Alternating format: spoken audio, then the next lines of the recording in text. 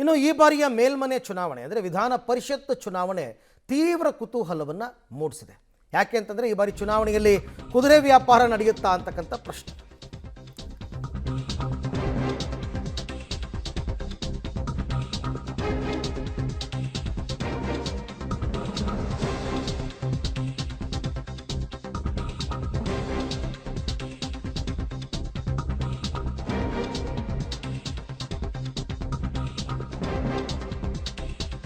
ತೀವ್ರ ಕುತೂಹಲ ಕೆರಳಿಸಿದೆ ಮೇಲ್ಮನೆ ಚುನಾವಣೆ. ನೋಡಿ, ಮತ ಕೊರತೆ ಇದ್ರೂ ಕೂಡ ಅಭ್ಯರ್ಥಿಯನ್ನು ಕಣಕ್ಕಿಳಿಸಿದೆ ಜೆಡಿಎಸ್ ಅಭ್ಯರ್ಥಿಯಾಗಿ ಗೋವಿಂದರಾಜು ಅವರು ಕಣಕ್ಕಿಳಿದಿದ್ದಾರೆ. ಹಾಗೆಯೇ ಕಾಂಗ್ರೆಸ್ ಅವರು ಕೂಡ 5ನೇ ಅಭ್ಯರ್ಥಿಯಾಗಿ ವಿನಯ್ ಕಾರ್ತಿಕನ್ನು ಕಣಕ್ಕಿಳಿಸಿದ್ದಾರೆ. ಕಾಂಗ್ರೆಸ್ ಅವ್ರಿಗೂ ಮತಗಳ ಕೊರತೆ ಇದೆ, JDSನವ್ರಿಗೂ ಮತಗಳ ಕೊರತೆ ಇದೆ. ಆದರೆ ಇಬ್ಬರು ಕ್ಯಾಂಡಿಡೇಟನ್ನು ಹಾಕಿರೋದ್ರಿಂದ ಚುನಾವಣೆ ನಡೆಯುತ್ತೆ. ಆ ಚುನಾವಣೆಯಲ್ಲಿ ಕುದುರೆ ವ್ಯಾಪಾರ ನಡೆಯುತ್ತಾ ಅಂತಕ್ಕಂಥದ್ದು ಸದ್ಯದ ಪ್ರಶ್ನೆ. ಸೊ ಅವ್ರವ್ರದೇ ಲೆಕ್ಕಾಚಾರದಲ್ಲಿ ಅವರು ಕ್ಯಾಂಡಿಡೇಟ್ಗಳನ್ನ ಹಾಕ್ಕೊಂಡಿದ್ದಾರೆ. ಏನಾಗುತ್ತೆ ಈಗ ಮತಗಳ ಲೆಕ್ಕಾಚಾರದಲ್ಲಿ ನೋಡೋದಾದರೆ ಕಾಂಗ್ರೆಸ್ಗೆ 4 ಸುಲಭವಾಗಿ ಗೆಲ್ಲುವ ಅವಕಾಶ ಇದೆ, BJPಗೆ 2 ಗೆಲ್ಲುವ ಅವಕಾಶ ಇದೆ. ಅಲ್ಲಿಗೆ ಓಕೆ. ಇನ್ನೊಂದು ಇದೆಯಲ್ಲ ಸ್ಥಾನ, 7 ಸ್ಥಾನಗಳು ಒಟ್ಟು ಖಾಲಿಯಾಗಿರೋದು. ಆ 7ನೇ ಸ್ಥಾನಕ್ಕೆ ಕಾಂಗ್ರೆಸ್ ಅವರು ಕ್ಯಾಂಡಿಡೇಟ್ ಹಾಕ್ಕೊಂಡಿದ್ದಾರೆ, JDS ಅವರು ಕ್ಯಾಂಡಿಡೇಟ್ ಹಾಕ್ಕೊಂಡಿದ್ದಾರೆ. ಸೊ ಏನಾಗುತ್ತೆ ಅಂತಕ್ಕಂಥದ್ದೇ ಸದ್ಯದ ಪ್ರಶ್ನೆ. ಈ ಬಾರಿಯ ವಿಧಾನ ಪರಿಷತ್ ಚುನಾವಣೆ 7 ಸ್ಥಾನಗಳಿಗೆ ನಡೀತಾ ಇರತಕ್ಕಂಥ ಚುನಾವಣೆ ಇದೆ. ಒಟ್ಟು 7 ಸ್ಥಾನ ಖಾಲಿಯಾಗಿದೆ. ಕಾಂಗ್ರೆಸ್ನ 5ನೇ ಅಭ್ಯರ್ಥಿ ಹಾಗೂ JDS ಅಭ್ಯರ್ಥಿ ನಡುವೆ ಫೈಟ್ ಶುರುವಾಗಿದೆ. ಸದ್ಯದ ವಿಧಾನಸಭೆ ಬಲಾಬಲ 222. ಒಬ್ಬ ಅಭ್ಯರ್ಥಿ ಗೆಲ್ಲೋದಕ್ಕೆ 28 ಮತಗಳು ಬೇಕು. ಹಾಗಾಗಿ ಕಾಂಗ್ರೆಸ್ನವರು 4, BJPಯವರು 2 ಸ್ಥಾನ ಸುಲಭವಾಗಿ ಗೆದ್ಕೋತಾರೆ. ಕಾಂಗ್ರೆಸ್ನ 5ನೇ ಅಭ್ಯರ್ಥಿಗೆ ಮತ್ತು JDSನ ಅಭ್ಯರ್ಥಿಗೆ 2 ಮತಗಳ ಕೊರತೆ ಇದೆ. ಆ 2 ಮತಗಳನ್ನು ಯಾರಿಗೆ ಕೊಡ್ತಾರೆ ಅಂತಕ್ಕಂಥದ್ದೇ ಸದ್ಯದ ಪ್ರಶ್ನೆ. ಯಾರು ಆ 2 ಮತಗಳನ್ನು ಪಡಿತಾರೆ? Cross voting ಆಗಬೇಕಿಲ್ಲಿ. ಸೊ ಯಾರಿಗೆ ಅಲ್ಲೇ ನಾ ಹೇಳಿದ್ದು ಕುದುರೆ ವ್ಯಾಪಾರ ನಡೆಯುತ್ತಾ ಅನ್ನುವಂತಹ ಪ್ರಶ್ನೆ. ಸೊ ವಿಧಾನಸಭೆಯಲ್ಲಿ ಕಾಂಗ್ರೆಸ್ 135 ಬಲಾಬಲ, BJP 62 ಶಾಸಕರಿದ್ದಾರೆ. BJPಯ ಉಚ್ಚಾಟಿತ ಶಾಸಕರು 3 ಜನ ಇದ್ದಾರೆ, JDS ಅವರು 18 ಜನ ಇದ್ದಾರೆ. ಏನಾಗುತ್ತೆ ಮತಗಳ ಲೆಕ್ಕಾಚಾರವನ್ನು ತಗೊಳ್ಳೋದಾದರೆ ಕಾಂಗ್ರೆಸ್ 135 ಶಾಸಕರು ಇರ್ತಕ್ಕಂಥದ್ದು, ಶಾಸಕರ ಬಲಾಬಲ. BJPಯವರು 62 ಜನ ಇದ್ದಾರೆ ಶಾಸಕರು. BJPಯಿಂದ ಉಚ್ಚಾಟಿತ ಸದಸ್ಯರು 3 ಜನ, ಶಿವರಾಮ್ ಹೆಬ್ಬಾರು, ST ಸೋಮಶೇಖರ್ ಮತ್ತು ಯತ್ನಾಳ್. JDS ಅವರು 18 ಜನ ಇದ್ದಾರೆ MLAಗಳು. ಸೊ ಹಾಗಾಗಿ ಇದ್ರ ಜೊತೆಗೆ ಕಲ್ಯಾಣ ರಾಜ್ಯ ಪ್ರಗತಿ ಪಕ್ಷ 1, ಸರ್ವೋದಯ ದರ್ಶನ್ ಪುಟ್ಟಣಯ್ಯ ಸರ್ವೋದಯ ಕರ್ನಾಟಕ ಪಕ್ಷ 1, ಪಕ್ಷೇತರ 2, ಖಾಲಿ ಸ್ಥಾನಗಳು 2 ಇದೆ. ಯಾಕೆಂದರೆ ವಿನಯ್ ಕುಲಕರ್ಣಿ ಅವರ ಅನರ್ಹತೆ ಮತ್ತು ಸುಧಾಕರ್ ಅವರ ನಿಧನ 2 ಖಾಲಿಯಾಗಿದೆ. ಸೊ ಈಗ 2 ಅಭ್ಯರ್ಥಿಗೆ 2 ಮತಗಳ ಕೊರತೆ.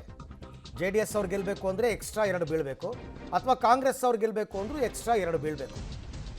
ಯಾರು ಎಲ್ಲಿಗೆ ವೋಟ್ ಹಾಕ್ತಾರೆ ಅಂತಕ್ಕಂಥದ್ದೇ ಸದ್ಯದ ಪ್ರಶ್ನೆ.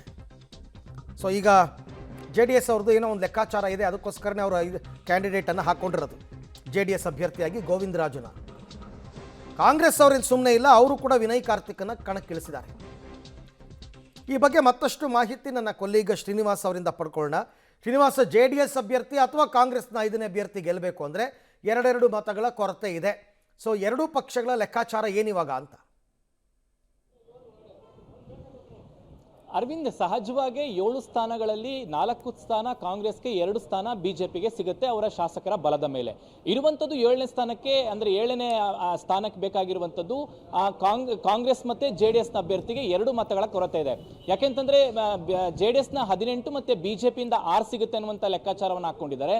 ಪಕ್ಷೇತರ ಅಭ್ಯರ್ಥಿ ಆಗಿರುವಂಥ ಜನಾರ್ದನ್ ರೆಡ್ಡಿ ಅವರು ಮತ್ತು ಯತ್ನಾಳ್ ಅವರು ನಮಗೆ ಸಪೋರ್ಟ್ ಮಾಡ್ಬೋದು ಅನ್ನುವಂಥ ಲೆಕ್ಕಾಚಾರದಲ್ಲಿ JDS ಇದೆ. ಇಷ್ಟೆಲ್ಲ ಆದರೂ ಕೂಡ 2 ಮತಗಳ ಕೊರತೆ ಕಾಡುತ್ತೆ. ಹೀಗಾಗಿ JDSನ ವಿಶ್ವಾಸ ಇರುವಂತದ್ದು ಆತ್ಮಸಾಕ್ಷಿಯ ಮತಗಳು ನಮಗೆ ಬೀಳಬಹುದು ಅನ್ನುವಂಥದ್ದು ಒಂದು. ಎರಡನೇದು, ಕಾಂಗ್ರೆಸ್ನಲ್ಲಿ ಒಂದಿಷ್ಟು ಆಂತರಿಕ ಗೊಂದಲಗಳು, ಕಿತ್ತಾಟಗಳಿದ್ದಾವೆ, ಅದು ನಮಗೆ ಪ್ಲಸ್ ಆಗಬಹುದು ಅನ್ನುವಂಥ ಲೆಕ್ಕಾಚಾರದಲ್ಲಿ JDS ತನ್ನ ಅಭ್ಯರ್ಥಿಯನ್ನ ಹಾಕಿದೆ. ಒಂದ್ ವೇಳೆ ಯಾವುದು ಲೆಕ್ಕಾಚಾರ ಸರಿ ಹೋಗದೆ ಹೋದ್ರೆ, ಉಲ್ಟಾ ಆದ್ರೆ ಸಹಜವಾಗಿ JDSನ ಅಭ್ಯರ್ಥಿ ಸೋಲ್ತಾರೆ. ಇನ್ನು ಕಾಂಗ್ರೆಸ್ನ ಅಭ್ಯರ್ಥಿನೂ ಕೂಡ JDS ನಿಂದ ಒಂದಿಷ್ಟು ನಮಗೆ ಕ್ರಾಸ್ ವೋಟ್ ಬೀಳಬಹುದು ಅನ್ನುವಂಥ ಲೆಕ್ಕಾಚಾರದಲ್ಲಿದೆ. ಮಾಹಿತಿಗಳ ಪ್ರಕಾರ ಅವರು ಕೆಲವೊಂದು ಶಾಸಕರನ್ನು ಕೂಡ ಮಾತನಾಡಿಸಿದ್ದಾರೆ ಅನ್ನುವಂಥ ಮಾಹಿತಿಗಳು. ಒಂದ್ ವೇಳೆ ಆ ರೀತಿ ಏನದಾದ್ರೆ ಕಾಂಗ್ರೆಸ್ನ ಅಭ್ಯರ್ಥಿ ಗೆಲ್ತಾರೆ. ಹೀಗಾಗಿ ಯಾರಿಗೆ ಈ 2 ಹೆಚ್ಚುವರಿ ಮತಗಳು ಎಲ್ಲಿಂದ ಪಡಿತಾರೆ ಅನ್ನುವಂಥದ್ದು ಒಂದೇ ಆಗಬೇಕು, ಒಂದು ಕ್ರಾಸ್ ವೋಟ್ ಆಗಬೇಕು, ಇಲ್ಲಾಂದ್ರೆ ಕುದುರೆ ವ್ಯಾಪಾರ ಆಗಬೇಕು. ಈ ಎರಡರಲ್ಲಿ ಯಾವ್ದಾಗುತ್ತೆ ಅನ್ನುವಂಥದ್ದನ್ನ ಕಾದು ನೋಡಬೇಕು. ಒಟ್ಟಾರೆ ಈ 2 ಮತಕ್ಕಾಗಿ ಕಾಂಗ್ರೆಸ್ ಮತ್ತೆ ಜೆಡಿಎಸ್ ನಿಂದ ಪ್ರಬಲ ಪೈಪೋಟಿ ಇದೆ ಅಂತ ಹೇಳ್ಬೋದು. ಜೂನ್ 18ನೇ ತಾರೀಕು ಚುನಾವಣೆ ಇದೆ, ಅವತ್ತು ಸಂಜೆನೆ ಫಲಿತಾಂಶ ಇರೋದ್ರಿಂದ ಅಲ್ಲಿವರೆಗೂ ಈ ಒಂದು ಕುತೂಹಲ ಕಾಡುತ್ತೆ. Arvind. Right, okay, thank you. ತಮ್ಮೆಲ್ಲ ಮಾಹಿತಿಗೆ ಶ್ರೀನಿವಾಸ್ ಧನ್ಯವಾದ. ಸೊ ಒಟ್ಟಾರೆ ಇವಾಗ ಇದೊಂದು ಕುತೂಹಲ. ಸಾಮಾನ್ಯವಾಗಿ ರಾಜ್ಯಸಭಾ ಚುನಾವಣೆ ಅಥವಾ ವಿಧಾನ ಪರಿಷತ್ ಚುನಾವಣೆಗಳಲ್ಲಿ ಈ ರೀತಿಯೇ ಆಗೋದು. ಹೆಚ್ಚುವರಿ ಮತಗಳು ಯಾರು ಬೀಳುತ್ತೆ ಅಂತಕ್ಕಂಥದ್ದು. ಬಿ ಜೆ ಪಿ ಬಳಿ 56 ಅಗತ್ಯ ಮತಗಳಿದೆ, ಇಬ್ಬರನ್ನ ಗೆಲ್ಸ್ಕೊತಾರೆ ಅವರು. ಈ ಮತಗಳಿಂದ ಬಿ ಜೆ ಪಿ 2 ಸ್ಥಾನ ಗೆಲ್ಬೋದು, ಯಾಕೆಂದರೆ ಒಬ್ಬರಿಗೆ 28 ಶಾಸಕರ ಬೆಂಬಲ ಬೇಕು. ಉಳಿದ 6 ಮತಗಳು ಜೆ ಡಿ ಎಸ್ಗೆ ವರ್ಗಾಯಿಸ್ತಾರೆ, ಯಾಕೆಂದರೆ ಅದು ಮೈತ್ರಿ ಅಭ್ಯರ್ಥಿ. ಸೊ ಒಬ್ಬರಿಗೆ 28 ಮತಗಳು ಹಾಕಿದರೆ ಸುಲಭವಾಗಿ ಗೆಲ್ಬೋದು. ಕಾಂಗ್ರೆಸ್ ಬಳಿ 140 ಅಗತ್ಯ ಮತಗಳಿದೆ ಈಗಾಗಲೇ. ಸೊ ಹಾಗಾಗಿ ಅವರು ಈಗ ಏನು ಮಾಡ್ತಾರೆ, 2 ಓಟನ್ನು ಯಾರು ಪಡ್ಕೋತಾರೆ, ಜೆ ಡಿ ಎಸ್ ಅವರ ಕಾಂಗ್ರೆಸ್ ಅವರ ಅನ್ನೋದು ನಿರ್ಧಾರ ಆಗಬೇಕು. ಕಾಂಗ್ರೆಸ್ ಗೆದ್ದರೆ 5ನೇ MLA ಅವ್ರಿಗೆ ಸಿಕ್ಕಿದಂಗೆ MLC ಸಿಕ್ಕಿದಂಗೆ ಆಗುತ್ತೆ, ಇಲ್ಲ ಜೆ ಡಿ ಎಸ್ನವರು ಗೆಲ್ಬೋದು. ಹೆಂಗಾಗುತ್ತೆ ಅಂತಕ್ಕಂಥದ್ದು ಸದ್ಯದ ಪ್ರಶ್ನೆ. ಈಗ ಹೊಸದಾಗಿ ಮುಖ್ಯಮಂತ್ರಿಯಾಗಿ ಡಿ ಕೆ ಶಿವಕುಮಾರ್ ಅವರು ಆಯ್ಕೆ ಆಗಿರೋದ್ರಿಂದ ಅವರ ರಾಜಕೀಯ ನಡೆ ಹೇಗಿರುತ್ತೆ ಅಂತಕ್ಕಂಥದ್ದು ಕೂಡ ಈಗ ಲೆಕ್ಕಾಚಾರ. ರಾಜಕೀಯ ನಡೆ ಏನು ಮಾಡ್ತಾರೆ, ಯಾರನ್ನ ಸಂಪರ್ಕ ಮಾಡ್ತಾರೆ, ಕ್ರಾಸ್ ವೋಟಿಂಗ್ ಜೆ ಡಿ ಎಸ್ಸಿಂದ ಆಗುತ್ತಾ ಕಾಂಗ್ರೆಸ್ಸಿಂದ ಆಗುತ್ತಾ, ಇದೆಲ್ಲವೂ ಕೂಡ ಪ್ರಶ್ನೆಗಳಾಗೇ ಇದೆ. ಅವತ್ತು ರಿಸಲ್ಟ್ ದಿನನೇ ಗೊತ್ತಾಗಬೇಕಿದು, ಯಾರ ಪರವಾಗಿ ವೋಟ್ ಹಾಕಿದ್ದಾರೆ 18ನೇ ತಾರೀಕು. ಸೊ ಜನಾರ್ದನ್ ರೆಡ್ಡಿ ಮತ್ತು ಯತ್ನಾಳ್ ಮತಗಳು ಎಲ್ಲಿಗೆ ಹೋಗುತ್ತೆ? ಒಟ್ಟಾರೆ ಈಗ 2 ಜೆ ಡಿ ಎಸ್ಗೆ ಮತಗಳ ಕೊರತೆ ಆಗಿದೆ. 26ಕ್ಕೆ ಬಂದು ನಿಂತಿದೆ ಜೆ ಡಿ ಎಸ್ಗೆ ಒತ್ತು. ಇನ್ನು 2 ಯಾರು ಹಾಕ್ತಾರಾ ಇಲ್ವಾ ನೋಡಬೇಕು.